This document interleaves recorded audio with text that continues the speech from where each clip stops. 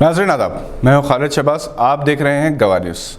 तेलंगाना प्रदेश Congress committee के सदर रेवंत रेड्डी ने कहा कि इन्होंने कभी भी मुसलमानों की उम्मीदों को नहीं तोड़ा। साबिक़ वज़ीर मोहम्मद अली शब्बीर की क़यामगाह पर कांग्रेस के अक़लियती क़ायदीन के साथ एक इजलास से खिताब करते हुए रेवंत रेड्डी ने कहा कि जब पार्लियामेंट में कश्मीर की खुद मुख्तारी को ख़त्म करने आर्टिकल 370 लाया गया, 3 तलाक़ के बिल, NRC और दीगर मुस्लिम मसाइल पर सबसे पहले कांग्रेस की जानिब से इन्होंने ही आवाज़ उठाई थी।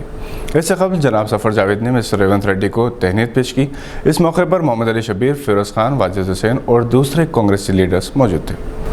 तेलंगाना प्रदेश कांग्रेस कमेटी के सीनियर नायब सदर जनाब आमिर जावेद ने TRS पार्टी और चीफ मिनिस्टर KCR पर कड़ी तनकीद करते हुए अक़लियतों और दलितों को बार बार धोखा देने का इल्ज़ाम आयद किया। अपने बयान में इन्होंने चीफ मिनिस्टर को एक मंदिर और 2 मसाजिद की दोबारा तामीर का वादा याद दिलाया जो सेक्रेटेरिएट ओल्ड कॉम्प्लेक्स के निज़ाम के दौरान ज़मींदोज़ कर दी गई थी। इन्होंने कहा कि चीफ मिनिस्टर और हुकूमत हालिया अरसे के दौरान मजहबी मकामात की गैर कानूनी इक़दाम के लिए जवाबदेह है। इन्होंने ये भी कहा कि अक़लियतों के लिए 12% तहफ़्फ़ुज़ात महज एक इलेक्शन ड्रामा था। मिस्टर आमिर जावेद ने यह जानना चाहा कि आया पुराने शहर में मेट्रो रेल लाने में ताख़िर क्यों हो रही है और कहा कि पुराने शहर में तरक्याती सरगर्मियाँ ठप होकर रह गईं। इन्होंने ये भी याद दिलाया कि रियासती वक्फ बोर्ड का आइनी इख्तियारात का वादा पूरा नहीं किया गया, दलितों से किए गए वादे भी अधूरे रह गए।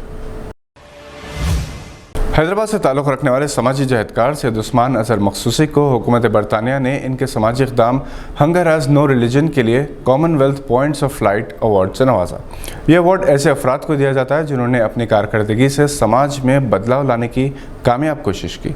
अज़हर मखसूसी ने हैदराबाद में मुक़ीम बरतानिया हाई कमिश्नर एंड्रू फ्लेमिंग का शुक्रिया अदा किया और कहा कि इनके लिए बड़े एहसास की बात है और सबसे ख़ास बात तो ये है कि हिंदुस्तानी तिरंगा इनके प्रोजेक्ट के साथ पॉइंट्स ऑफ लाइट वेबसाइट पर मौजूद है। याद रहे कि मखसूसी ने 2011 में हैदराबाद के पुराने शहर दबीरपुरा के फ्लाईओवर ब्रिज के नीचे एक ज़ईफ़ खातून को खाना फराहम करके इसकी शुरुआत की थी, जो सिलसिला आज तक जारी है। डॉक्टर एंड्रू फ्लेमिंग ने अज़हर मखसूसी को ट्विटर पर मुबारकबाद देते हुए इन्हें रियासत तेलंगाना के लिए काबिल फ़ख्र करार दिया। हिंदुस्तान की कोविड वैक्सीन को 10 यूरोपीय ममालिक ने सफरी दाखिले के लिए मंजूरी दे दी। इन ममालिक में Austria, Germany, Slovenia, Greece, Ireland, Spain, Iceland और स्विट्ज़रलैंड मौजूद है। याद रहे कि हिंदुस्तान ने यूरोपीय यूनियन से सख्त लहजे में कहा था कि कोविशील्ड या कोवैक्सीन को यूरोपीय ममालिक में दाखिले के लिए तस्लीम कर लिया जाए या फिर यूरोप से हिंदुस्तान आने वालों को लाजमी क्वारंटीन करना होगा।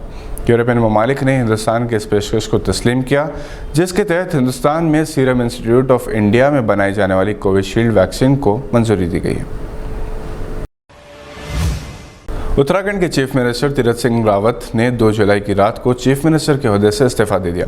तीरथ सिंह रावत को बीजेपी ने मार्च में चीफ मिनिस्टर के ओहदे पर फायज किया था और इन्होंने 4 माह के अंदर ही इस्तीफा दे दिया। याद रहे कि तीरथ सिंह रावत ने 2 दिन पहले ही सीनियर बीजेपी कायदीन से दिल्ली में मुलाकात की थी, जिसके बाद इन्होंने ये फैसला किया।